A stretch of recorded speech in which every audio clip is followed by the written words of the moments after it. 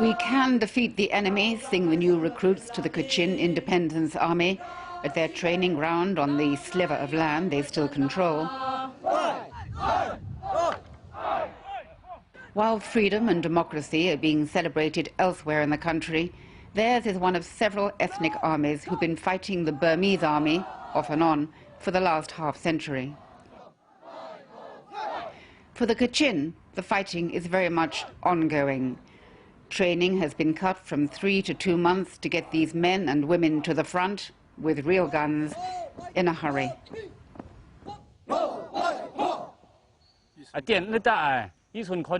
Burmese army soldiers came into our village. They were firing their guns. They were shooting at the old people who couldn't run.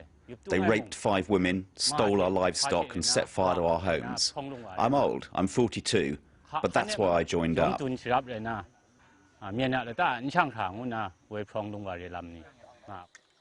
The landscape is now littered with burned-out villages from where people fled their homes with their lives and little else.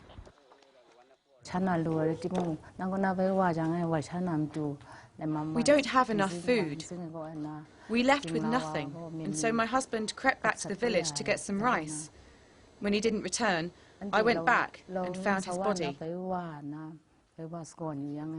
They'd shot him in the chest and stabbed him in the face.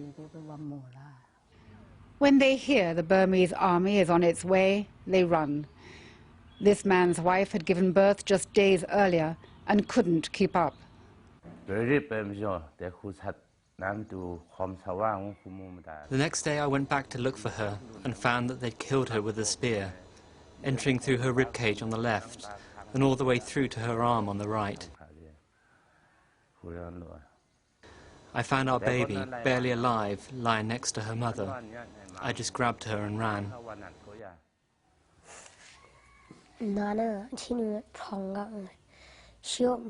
Everyone was running, but my mother didn't, and they shot her.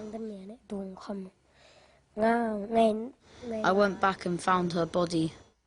They'd thrown it in the deep hole that had been dug as a cesspit. It took 10 of us to get the body out, and then I buried her. The survivors, tens of thousands of them, are now crowded into makeshift camps where there aren't enough basics like food and water, let alone any hope of counselling for the trauma they've endured.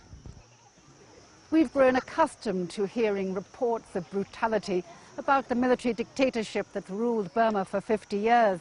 But all these recent stories of atrocities have taken place within the last few months, even though the allegedly reforming government held elections over a year ago and promised change. The people of Kachin and others can be forgiven for being confused. The Burmese government don't want the outside world to see these people because their plight contradicts the new, caring image they want to present. They're restricting aid in the international community, although it's desperately needed. The administrator says there's more than 1,800 people in this camp, and there's not enough food, medicine or shelter. The children might find it all a game now, he says, but when the rainy season starts, it'll be a nightmare. TB has broken out in the camps, and malnutrition is prevalent.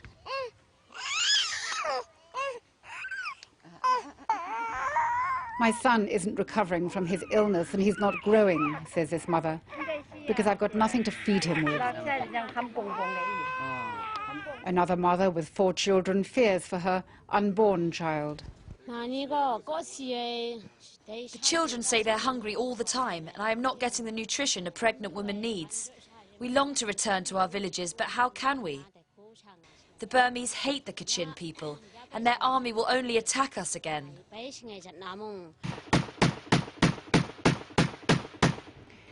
Both sides blame the other for starting the fighting in June last year, with the Burmese army using artillery and mortars against the Kachin, who are armed with AK-47s and homemade weapons. The fighting intensified in December, at about the time that the American Secretary of State, Hillary Clinton, arrived in Burma to encourage the government with its reform program. Landmines caused the most casualties among the Kachin army of some 20,000, who are now struggling to hold out against the Burmese army's 500,000. Over 100 soldiers have died, hundreds more have been injured, and no one knows the number of civilian dead. 31-year-old Nkumbrang Mai lost his leg in December and says he wants to get back to fighting. The doctor in charge of the military hospital says that soldiers get the best treatment available, but that's not up to much. We lack medicines, prosthetics, everything really, that need to get these men back to the front. But considering the facilities we have here, that's just not realistic. The front lines are just a few hundred meters away from the hospital and from where people are living. We can see the Burmese position on the hill opposite, and no one's too sure when they might attack next. We could attack their position and probably overrun it, but we don't want to go on the offensive. We wait for them to attack us. It's quiet here today, the captain explains, because the fighting has moved further north, where the Burmese army is attacking daily. Shortly after Hillary Clinton's visit, and under pressure from the international community, Burma's new president ordered the Burmese army to stop fighting. Why haven't they? I think there are two reasons. The first is that, under the new constitution, the president doesn't have that much power over the army. And secondly, the president doesn't have the support of the army generals because he wants to reform the country and they don't. Burmese generals have for a long time enjoyed the wealth of these border areas, which are rich in timber, gold and jade. If they are at odds with Burma's president, this could slow down both reform and a solution to Burma's long-running ethnic conflict. The mainly Christian Kachin say they don't want independence from Burma. They want equal treatment within a federal Burma.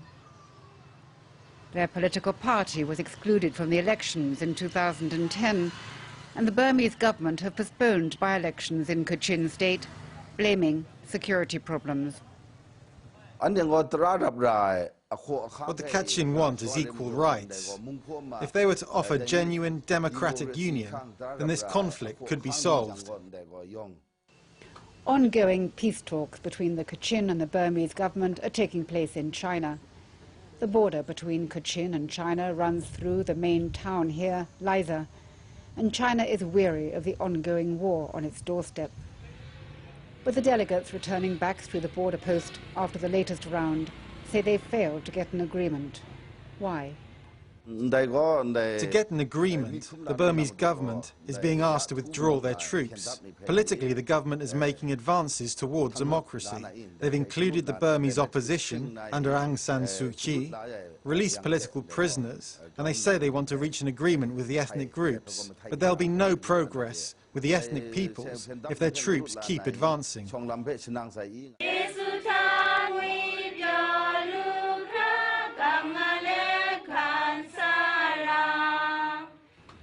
Until the conflict is solved, the situation here in the camps will get worse. Those who've been here since June say they're praying to go home, but more immediately, they're praying the food doesn't run out before they do.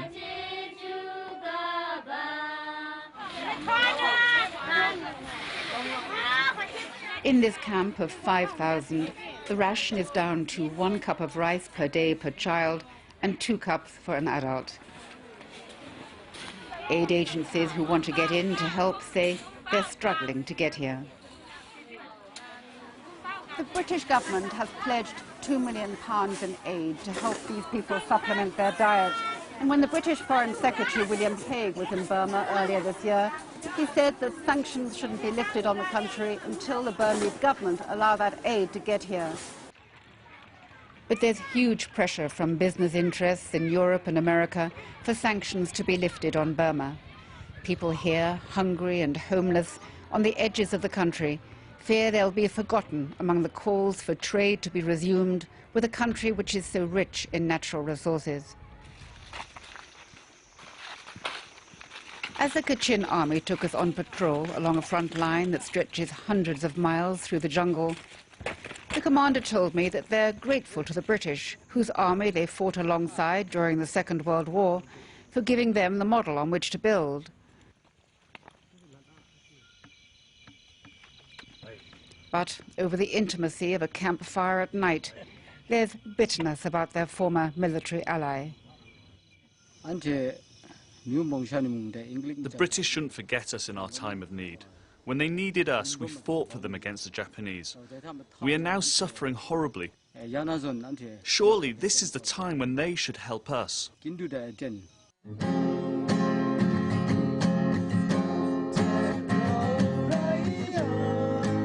For now, they sing of defending their land from exploitation by Burma.